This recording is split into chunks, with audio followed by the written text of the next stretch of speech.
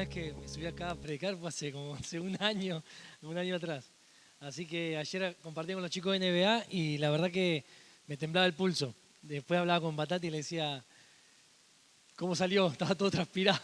Así que téngame paciencia, hace rato que no estoy frente a gente compartiendo y bueno, siempre igual es un desafío porque es la palabra de Dios y no rendimos cuenta ante seres humanos sino ante el Señor mismo. Bueno, hoy nos toca hablar acerca de embajadores. Te voy a pedir que abras tu Biblia ahí en 2 Corintios 5, 18 al 21. Vamos a leer el pasaje completo. Me van a tener que disculpar, yo tengo otra versión, pero creo que podemos seguir igual la lectura. Dice, versículo 18, y todo esto es un regalo de Dios, quien nos trajo de vuelta a sí mismo por medio de Cristo y nos ha dado la tarea de reconciliar a la gente con Él.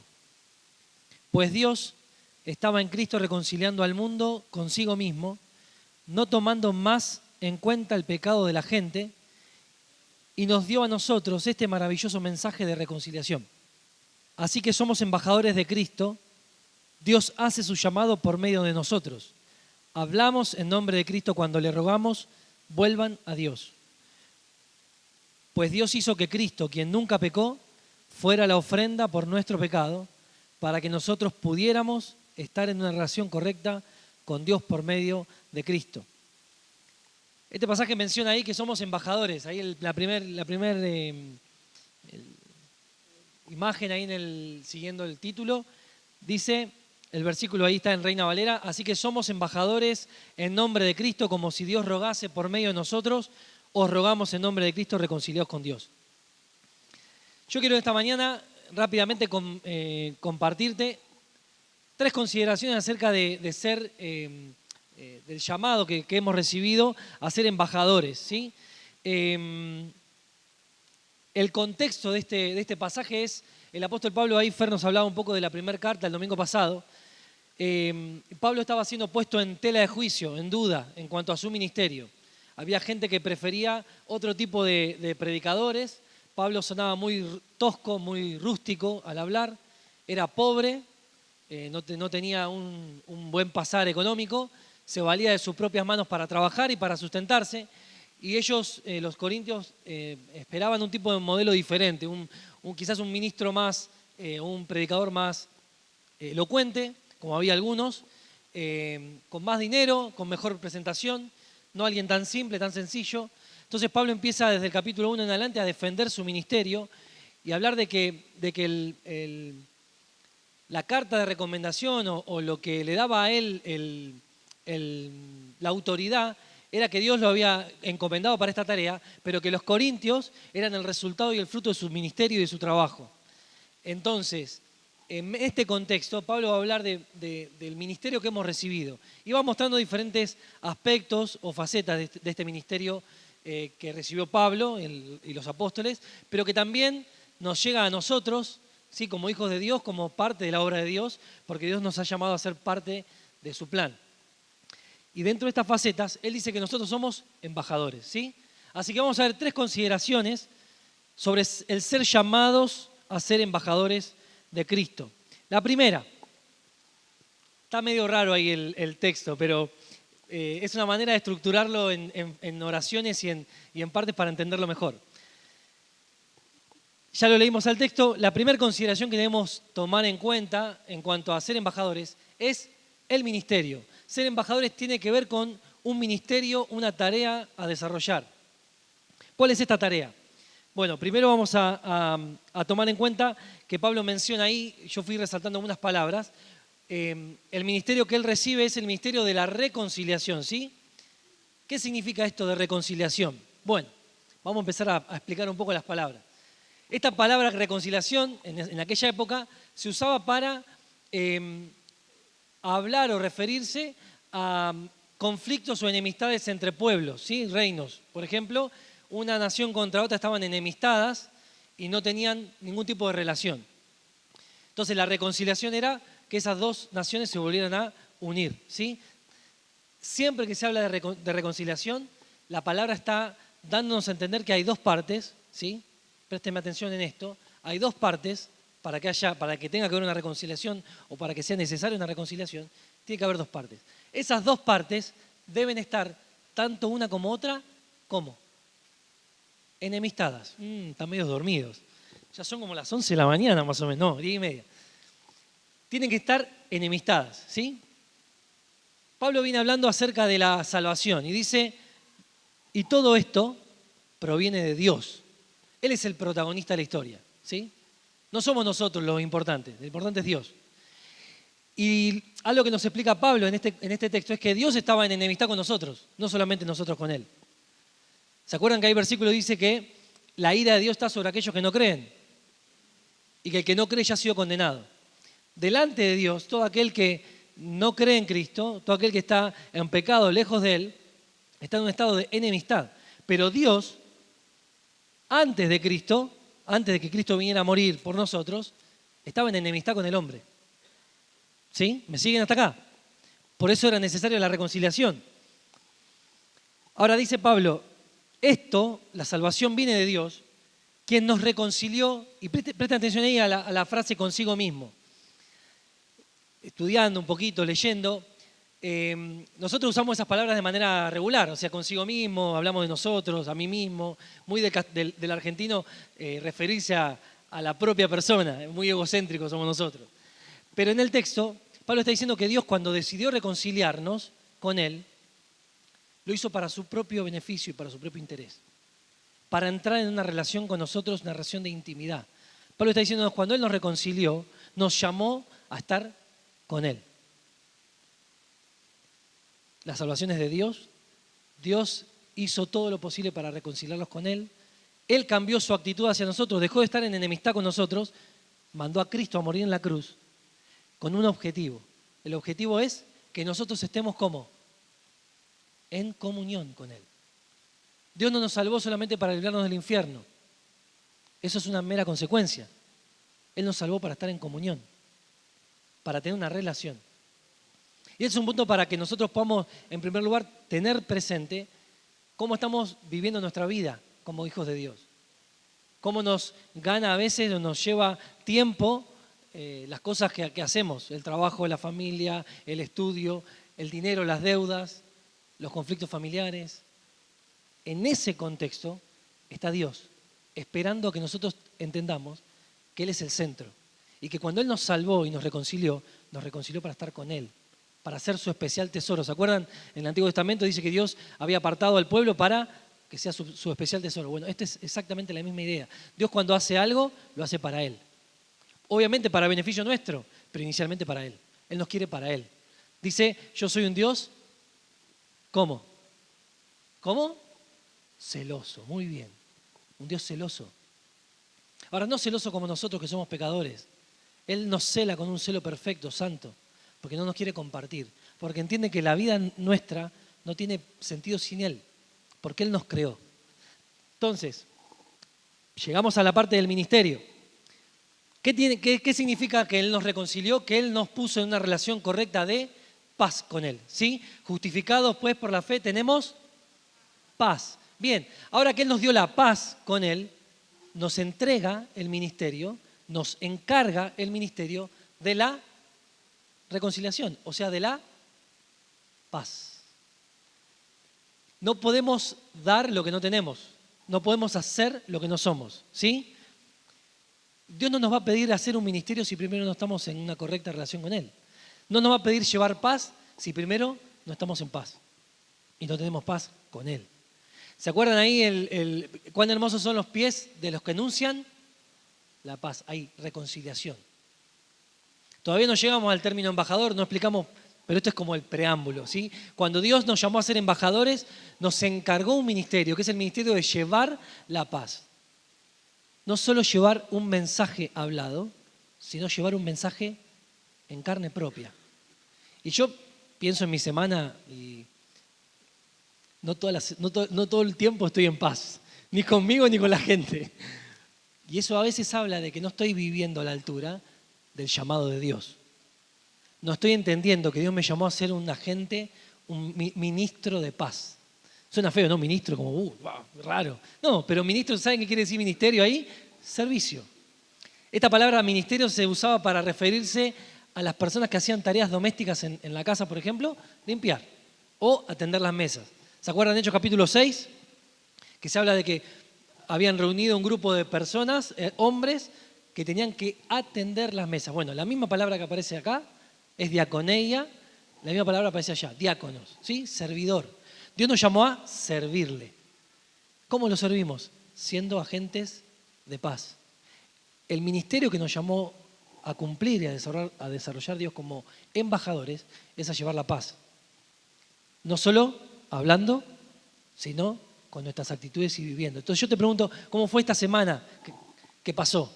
Porque hoy arrancamos una nueva y gracias a Dios que hay misericordia para los pecadores. Pero ¿cómo arrancaste? ¿Cómo terminó la semana? ¿Cómo fue? Hacé cuenta, ¿cuántas veces reflejaste al Dios de paz en tus relaciones, en tus preocupaciones, en tu trato con tus hijos, con tus padres, con tus hermanos, en el trabajo con la gente con la que lidiás, que a veces querés darle un cortito porque no entiende, entre esposos, que a veces no tenemos paciencia, y hablo por mí mismo? Dios nos llama a ser agentes de paz. El ministerio que nos encargó es un ministerio de paz, de reconciliación. Obviamente que reconciliación con Él, ¿no? Dice, yo les leía recién en otra versión, Dios nos ha dado la tarea de reconciliar a la gente con Él. No es que nosotros hemos hecho la reconciliación, pero somos los que tenemos que llevar a la gente a que entre en contacto con el Dios que se reconcilió con ellos. ¿Sí? Entonces, el ministerio, y esto tiene que ver con la fuente de nuestro ministerio es Dios. Dios nos ha llamado a llevar la paz a los que nos rodean y comunicar, expresar un Dios de paz. ¿Sí? Segundo, no solamente vimos la primera consideración, el ministerio. La segunda consideración, el mensaje. Dice que Dios estaba en Cristo reconciliando consigo al mundo, no tomándole en cuenta a los hombres sus pecados.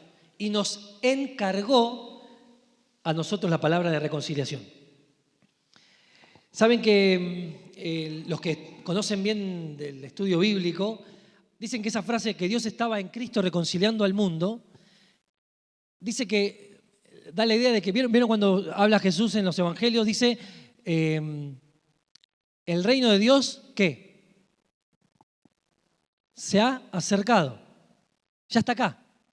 Y da la idea de que Dios había entrado, irrumpido, hecho una grieta entre nosotros y Él, porque nosotros estamos, ¿se acuerdan? Estamos separados de Dios por el pecado.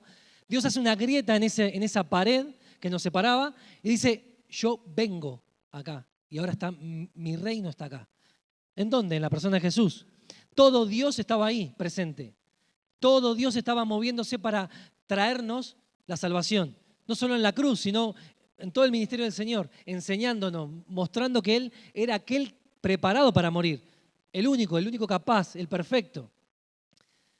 Y acá la idea es la misma. Dios, a lo largo de la vida de Jesús, estaba manifestando su intención de reconciliarse con nosotros, de entrar en una relación de paz.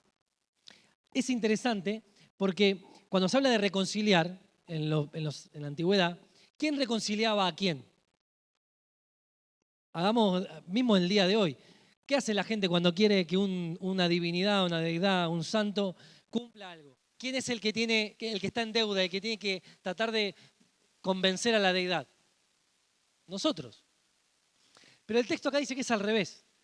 No es nosotros yendo a Dios tratando de reconciliarnos con Él y aplacar su ira o quitar la enemistad. No, es Dios, el ofendido, el que se da la vuelta y dice, yo quiero ir hacia vos. En la persona de Jesús, Dios estaba reconciliándonos con Él. Es el mayor acto de amor que Dios ha tenido con nosotros, enviarnos a la persona de su Hijo. ¿Cómo hizo esto de reconciliarnos? Dice que no les tomó en cuenta, ¿qué? Los pecados. ¿Se acuerdan? Hechos capítulo 16, en Pablo habla en Atenas, ¿sí? Y dice que Dios había pasado por alto, ¿qué? Los tiempos de esta ignorancia. No es que Dios hace la vista gorda y dice, bueno, no pasó nada, no importa, sos pecador, pero no pasó nada. No. Dios estaba consciente de eso, pero Él decidió no tomarlo en cuenta para poder enviar a Jesús a morir. Y mirando a Jesús, Él dejó pasar la historia para que su misericordia y su gracia se pudieran manifestar y pudiéramos conocerlo en verdad a través de Jesús. Ahora, ¿qué parte nos toca a nosotros? Acá sí, no solo es el ministerio, la tarea, el servicio de llevar la paz con nuestros pies, con nuestra actitud, con nuestras relaciones. Che, ¿vos no te preocupa la situación del país? Che, ¿cómo, vos te llevas bien con tu esposa? A veces hay conversaciones en el trabajo, en la facultad, la gente como que tiene sed y te ve y nos ve y me ve diferentes, y eso trae curiosidad, porque hay algo en nosotros que ellos no tienen, que es la paz de Dios. Ahora, ahí es donde nosotros abrimos la puerta. ¿Para qué? Para poder comunicar. Entonces, no solo es el ministerio de la paz o de la reconciliación, es el mensaje de la paz. ¿Cuál es ese mensaje de la paz? El mensaje de reconciliación. Que Dios todavía tiene, ¿qué? Paciencia. Que Dios todavía está esperando para que cambiemos de actitud. Que Dios todavía está recibiendo al pecador. Porque va a llegar un día en el que el pecador no va a poder buscar más a Dios porque Dios va a cerrar la puerta. ¿Se acuerdan ahí Noé en el arca? ¿Recuerdan? Dice que el arca quedó armada, Noé adentro, los animales adentro, y no pasaba nada. Y no llovía. ¿Y qué decía la gente? Noé era un infeliz. Dijo que iba a llover y no llovió. Mientras tanto, ¿qué pasaba con la puerta del arca? Estaba abierta. La puerta del arca estaba abierta. Dios nunca dejó de tener esperanza de que nosotros entráramos ahí. Hablando de la gente de ese tiempo. Ahora, de la misma manera, el arca se terminó cerrando la puerta. Un día Dios va a cerrar la puerta. Y ya no va a haber más oportunidad para reconciliarnos con Él, para cambiar de actitud hacia Él.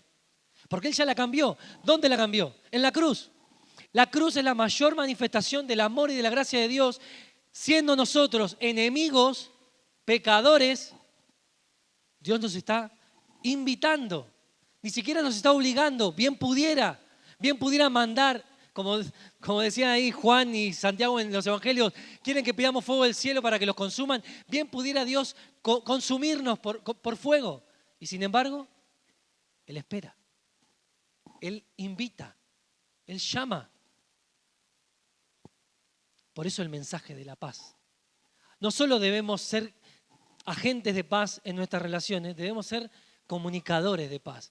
Paz primero con Dios. No podemos comunicar la paz entre nosotros si primero no le decimos a la gente que hay una paz más importante, que es la paz con Dios. Que es la paz que necesita el ser humano por estar en enemistad con Dios por su pecado. Por querer hacer las cosas a su manera, no a la de Dios. Vimos las dos primeras consideraciones. ¿Cuál era la primera? Miren que a mí me gusta que hablen ustedes, ya me conocen. Capaz que algunos no me conocen, pero me encanta que hablen. Primera consideración acerca de ser embajadores. El ministerio de un embajador es un ministerio de paz, de reconciliación. Es la segunda consideración respecto a los embajadores. El mensaje, un mensaje de paz, simple, pero profundo. Paz con Dios. Hay un himno, me van a cargar algunos, pero hay un himno que decía: paz con Dios, busqué ganarla con febril solicitud. Bueno, febril quiere decir como con energía, con incansable. Mas mis obras meritorias, o sea, mis obras buenas, no me dieron la salvación. No hay forma de que vos te puedas reconciliar con Dios por tus obras. Porque dice Isaías que tus obras son como un trapo de inmundicia. Un amigo me decía, es como un mecánico que está trabajando con toda la mano sucia y quiere ir a acomodar un mantel blanco. Por más que lo agarre de la punta, lo va a manchar. Bueno, tus obras y mis obras son eso delante de Dios. Son un mantel blanco manchado en las puntas, porque por más que vos intentes, tu corazón es un motor que solo se inclina al mal. Y que aunque quieras llegar a Dios por tener una buena intención, tus obras no alcanzan. Estás descalificado. Por eso necesitas un Salvador, que es Cristo. Por eso necesitas paz, que no la generás vos. Dice Jesús, yo les doy paz, no como el mundo la da. Mi paz les doy, la paz que viene de Dios. El mensaje. Y acá viene la parte que más me gusta de este pasaje, que es la que habla de ser embajadores. Vamos a ir la última consideración.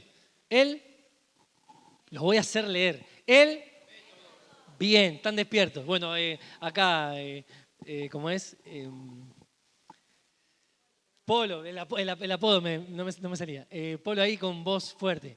Dice, así que somos embajadores en nombre de Cristo, como si Dios rogase por medio de nosotros, os rogamos en nombre de Cristo, reconciliados con Dios. Esta palabra embajadores es una palabra... ¿Qué se te viene a la mente cuando pensás en un embajador? ¿Eh? ¿300? ¿Por qué? Y lo matan, ¿no? Sí, como que no querían saber nada. Bien. ¿Cuál es la función de un embajador? Representar a su país. En otro país. Muy bien. Hoy, salvo raras excepciones, o pocas excepciones, que son bastante grandes, no hay conflictos entre países. Entonces, Argentina tiene sede en un montón de países de sus embajadas y tiene un montón de embajadores que atienden las necesidades de los argentinos en ese país. ¿Sí? Pero en esta época el embajador era otra cosa. No me voy a adelantar porque quiero que vean la historia que les voy a contar ahora. Yo solo quiero decirte esto.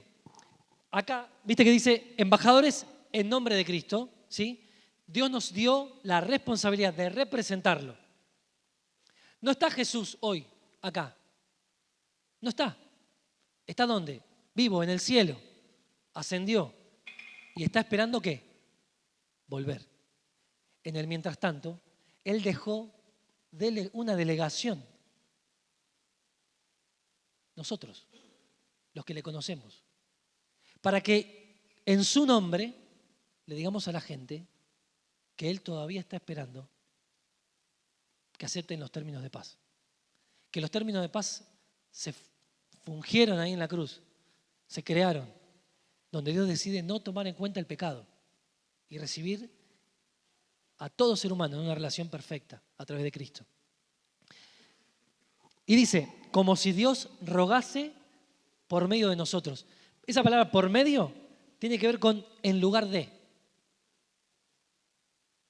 Es como que Dios ocupa, nosotros ocupamos el lugar de Dios cuando vamos a hablar en nombre de Él. Es heavy esto, porque no significa que estamos hablando en nombre del Rey. No es cualquier cosa. Y yo pensaba, ¿por qué puse el método? ¿Por qué el método? Porque el método de Dios son las personas. No hay embajadores si no hay personas. El método por excelencia de Dios es usarte a vos y a mí. Y acá empieza lo complicado, porque hay que estar a la altura. Y yo no sé si estoy siempre a la altura. Pero Dios nos da su gracia. Ahora, que el desafío no te quite las ganas, siendo tan grande, de no echarle mano a ser un embajador. ¿Dónde ser embajador? Bueno, pensá en tu ámbito de trabajo, de diario andar. El ama de casa es la familia, los hijos, algún familiar, la vecina que que espía por la ventana para ver qué hace el vecino, ¿no? O al revés, o el vecino que espía por la ventana, porque hay vecino chuma y vecina chuma, las dos cosas. En mi casa yo tengo una vecina chuma, mi mamá, que no se entere. Siempre hay un ámbito de influencia donde ser embajadores. Y Dios requiere que nos pongamos en su mano para ser efectivos. Dice que rogamos en nombre de Cristo, reconciliados con Dios. Vamos ya a la siguiente diapositiva. Mirá, esta palabra embajador, y acá es donde nos vamos a centrar antes de terminar el mensaje. Pablo, ¿se acuerdan? Era judío, ¿sí? Pero había sido criado. Era ciudadano romano, por un lado, que eso era como ser hoy estadounidense o europeo. Tenía una jerarquía social, una buena posición social, hablando de de su ciudadanía, pero también había sido criado en las lenguas griegas, o sea, tenía un conocimiento muy vasto, ¿no? Griego, hebreo, latín, sabía de todo. Entonces Pablo muchas veces cuando escribía, si bien la Biblia está escrita del Nuevo Testamento en griego, su mente funcionaba como, era una cosa rara. Pablo era yo lo digo una bestia. ¿Por qué? Porque a veces mezclaba en su mente, mezclaba trasfondos. A veces hablaba de trasfondo judío, a veces hablaba de trasfondo griego y a veces hablaba de trasfondo romano. Acá, esta palabra que se usa ahí para hablar del embajador, era una palabra común, que después es la que se usa para referirse a los ancianos, ¿sí? Pero que en el mundo romano esa palabra tenía un significado muy, muy particular. Y ahí yo le voy a pedir a Flor que pase a la siguiente. ¿Quién es ese hombre? Bueno, se llama Corbulón, ¿sí? Corbulón. Él fue general del ejército de Nerón, de Claudio, del emperador Claudio, y después de Nerón. Y él recibió el título que veíamos antes de legado, ¿sí? El legado era un título máximo que recibía un general para representar al emperador en tierras hostiles. ¿Me siguen hasta acá? Andate la anterior, Flor, un toquecito. Dice, Legatus Augusti pro praetoricum imperio maiore. Ese es el nombre completo del título que recibió este hombre. Lo tuve que buscar y aprender a leer porque es bastante complicado. ¿Qué tenía este hombre? Ahí sí volvamos. Este hombre había recibido la categoría máxima y dice que él era literalmente un vicario reemplazante de Nerón en Siria. El imperio estaba medio como dividido lado oeste. Del lado oeste estaba él. Y Nerón le había confiado una tarea muy, muy grande que era defender toda la zona de Armenia, que hoy es la actual Armenia y parte de Turquía. Y porque había un imperio, el imperio parto. Yo sé que no se van a acordar nada de esto, pero lo importante es que se acuerden de lo otro. Cuestión que se le encomienda ir a poner en orden todas las cosas. Entonces tiene una serie de batallas donde otros generales habían perdido. Este hombre era ultra disciplinado. Cuestión que literal barre con los partos. Los hace de goma. Gana 3 ciudades y cuando el rey parto ve que se la iba a mandar a guardar, o sea, lo iba a matar, dice, pará, vamos a buscar establecer términos de paz. Entonces, lo invita, ahí no sé si hay una imagen, ahí Flor, ahí está el mapa, en Armenia, gana un par de batallas ahí entre el año 57 y el 62. La siguiente. Y ahí es donde lo llama el rey Bologueses, que es el rey de los partos, y le dice, mirá, hagamos un trato, no me quiero morir en el camino, yo te dejo que ustedes sean los que gobiernen acá, poné a mi hermano como rey, que Nerón le ponga la corona y hacelo vasallo tuyo y estamos todos en paz. Y el siguiente, ahí es donde Corbulón lo que hace es, con una imagen de Nerón, le hace rendir la corona y esa corona se la volvieron a poner en Roma cuando el emperador Nerón le colocó la corona sobre la cabeza del hermano de Bologueses, rey parto. ¿Qué es lo que hizo Corbulón? Usó de la fuerza, porque esa era la función de un embajador en ese tiempo, arrasar y presentar los términos de paz. Y acá es donde yo te quiero recordar. El mundo es un mundo ¿cómo? Bueno. ¿Es bueno el mundo? Es un territorio hostil. La función del embajador era a tierras que se habían anexado al imperio a comunicarles los términos de paz. Cuando el rey parto le dice a Corbulón, che, hagamos un trato, los términos no los puso el rey parto. ¿Quién los puso? Corbulón. ¿En nombre de quién? Los términos eran los términos de Nerón, no los términos de Corbulón. Nosotros no estamos llamados a cambiar el mensaje, ni estamos llamados a hacer nuestros propios términos de paz. Estamos llamados a comunicar los términos de paz del rey, que ya los fundó en la cruz. Él ya dijo cómo tienen que ser las cosas. Él dijo cuál es la condición para tener paz. Y el ser humano tiene 2 opciones. O acepta o qué. O rechaza. ¿Saben qué es lo triste de esta historia? De esta función, que no había dos caminos. Era, ¿qué es lo que le dijo Corbulón? O hay paz y aceptar los términos de Nerón, o vamos a la guerra y yo te destruyo. Dios no es así, porque Dios es un Dios de misericordia. Pero tristemente tuvo que crear un lugar. Ese lugar todavía no está abierto. Pero tuvo que crear un lugar para que los seres humanos que decidieron rechazarlo vivan por la eternidad. Y yo sé que tenemos una idea es una imagen del infierno en los evangelios que tiene que ver con el fuego. Pero los judíos no piensan como nosotros. Nosotros vemos todo muy con la imagen. Pero el judío entiende que el fuego representa algo. Hay un texto en Proverbios que dice, Dios hace salir el sol sobre justos e injustos. ¿Sabe qué significa eso? Que Dios despliega toda su bondad y toda su perfección sobre todos los seres humanos en este tiempo. Y lo que nosotros conocemos como bueno, y lo que vos conocés como bueno, la paz, ese sentido de justicia, de bondad, la hermosura de la familia, todo eso bueno que vos podés llegar a disfrutar, la alegría, ¿eso proviene de dónde? ¿De quién proviene? Dice que Santiago, todo don perfecto desciende. No hay otro lugar, ¿eh? Ahora, ¿sabes qué es lo triste del infierno? Dios te va a dar el lugar a vos si no querés estar con Él. Él no te va a obligar. Pero Él no te va a dejar entrar en su casa si vos no tenés ganas de estar con Él. Es como que yo te quiero invitar a mi casa y vos me digas, no, yo voy a tu casa, pero no quiero estar con vos. O sea, ¿dónde la viste? Para entrar al cielo tenés que estar de acuerdo con el Rey del cielo. Para entrar al cielo tenés que amar al Rey del cielo. Para entrar al cielo tenés que creer en el Rey del cielo y aceptar los términos de paz del Rey del cielo. No hay cielo sin Rey. ¿Qué es lo triste del infierno? ¿Sabes qué es el rechinar de dientes, el dolor que va a haber ahí? Que todo lo bueno que el ser humano conoció en la tierra no va a estar. Solo va a haber una soledad y un vacío inmenso que el ser humano no logra dimensionar.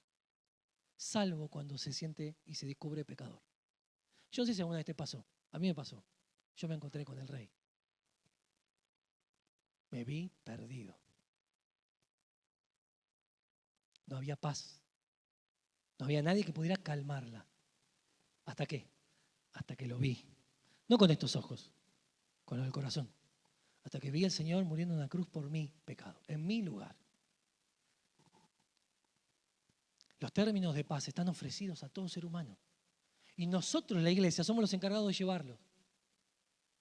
Y decirle a la gente que el Rey se puso en paz con el mundo, pero tienen que aceptar los términos. Ahora, Dios no pide ser un vasallo y ese tipo de cosas que pasaban en ese tiempo. Solo pide fe, creer. Y en ese acto de creer, arrepentirse del camino y abrazar la cruz y el Salvador. Última diapositiva. Al que no conoció pecado, dice, por nosotros lo hizo pecado, para que nosotros fuésemos hechos justicia de Dios en él. Yo te quiero contar algunas cositas de este pasaje. Esto es lo que Pablo llama la justificación. Es un término legal. No significa que vos sos declarado inocente, ¿eh? Ojo, porque Dios no pasó por alto tu pecado como si vos hubieras sido una persona buena. Dios sabe que vos sos malo. Te conoce mejor que nadie. Dios sabe que yo soy malo y que soy pecador. Él no pasa por alto tu realidad ni la mía. Es más, Él hace algo totalmente revolucionario. Él toma tu cuenta, tu deuda, y la carga a nombre de otro, que tiene una cuenta infinita para pagar. Así como la deuda fue transferida, hubo alguien que tuvo que hacerse cargo de esa deuda. ¿Quién fue? Jesús. Leamos el texto otra vez. Al que no conoció pecado. ¿Quién es? ¿Quién nunca conoció pecado? Él nunca lo experimentó, ¿eh? Acá la palabra conocer tiene que ver con experimentar, no es conocer mentalmente, porque él sabía que éramos pecadores. Él sabe lo que es el pecado. Él no lo experimentó, él nunca sintió, nunca tocó, nunca codició. Él no es como nosotros. Ahora vos te imaginás el peso, la carga sobre él, de tu pecado y de mi pecado, de tu mugre y de mi mugre, sobre el santo. Lo hizo en nuestro lugar. Esa frase, por nosotros, significa en nuestro lugar. Él nos reemplazó en la cruz. Vos y yo teníamos que estar ahí. Hay mucha gente que piensa que el Evangelio es solo para el momento que creíste. El Evangelio es para toda tu vida, porque este mensaje nunca va a dejar de ser real ni efectivo. Vos no me podés decir que este mensaje nunca lo volviste a tocar después de creer. Si vos no volvés al Evangelio todos los días, no sé si creíste en el Evangelio. Porque tu vida es el Evangelio. Porque Cristo es el Evangelio. No podemos disociar la vida cristiana del Evangelio. ¿O crees que vos vas a dejar de pecar? ¿O crees que vas a ser menos pecador? Jamás, tu carne nunca se va a convertir. Vas a seguir siendo siempre la misma mugre. Y por eso una y otra vez, con tu pecado y con el mío, hay que ir a la cruz. Porque Él sigue siendo tu Salvador hoy. No es que te salvó en un momento y te dejó libre. Él te salvó y te sigue salvando. Y te preserva y te va a salvar hasta el día que Él vuelva. No dejes nunca el Evangelio. El Evangelio lo es todo. Todo lo demás no existe. Porque sin Evangelio no hay buenas obras. Porque la Biblia dice que sin Cristo nunca vamos a hacer nada. Separado de mí, nada. Entonces, Cristo es el Evangelio. Separado de Él, nada. Servicio, sin esto, nada. Es carne, es mugre. Se va a pudrir.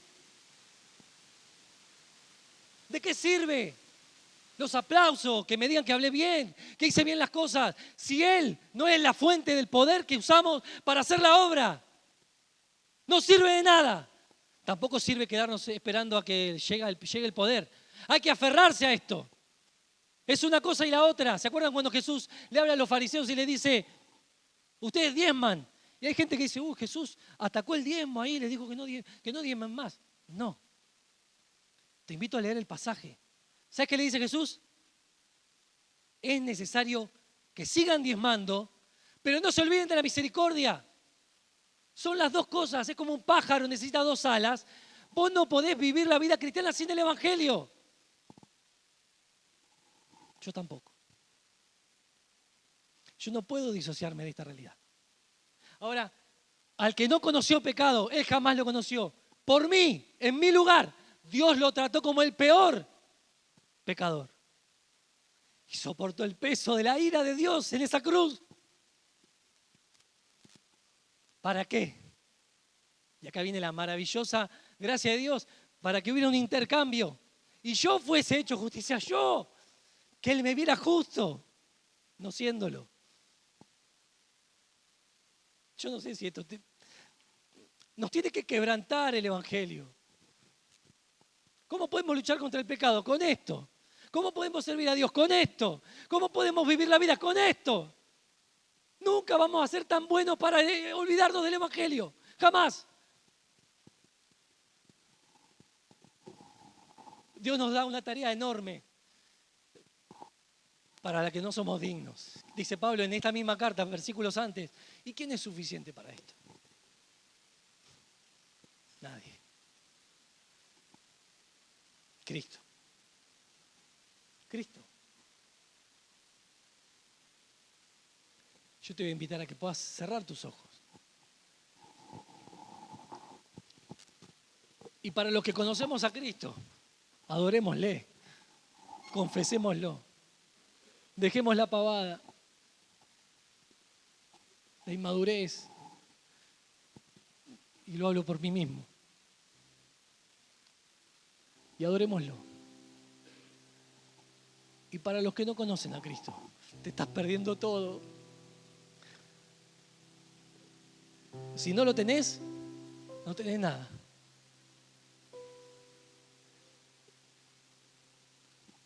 Si no lo tenés, vuelve a leer, vuelve a mirar. Al que no conoció pecado por vos, lo hizo pecado.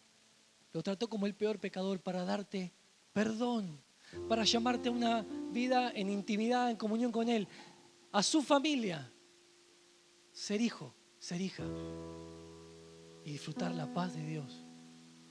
que sobrepasa todo entendimiento.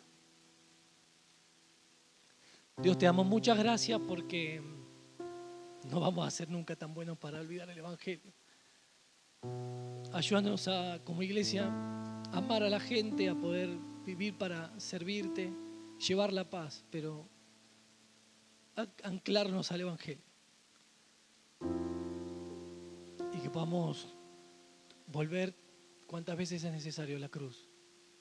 Quizá para pedir perdón, para decir que las cosas no andan bien, para pedir gracia, pero también para darte la gloria, la honra, porque las pocas cosas buenas que podamos hacer vienen de vos. Te queremos alabar y pedir que puedas usar tu palabra, que tu Espíritu Santo pueda quebrantarnos, no para ser mejores, Señor, nunca vamos a ser mejores, sino para ser más dependientes de vos. Te lo pedimos en el nombre de Jesús. Amén.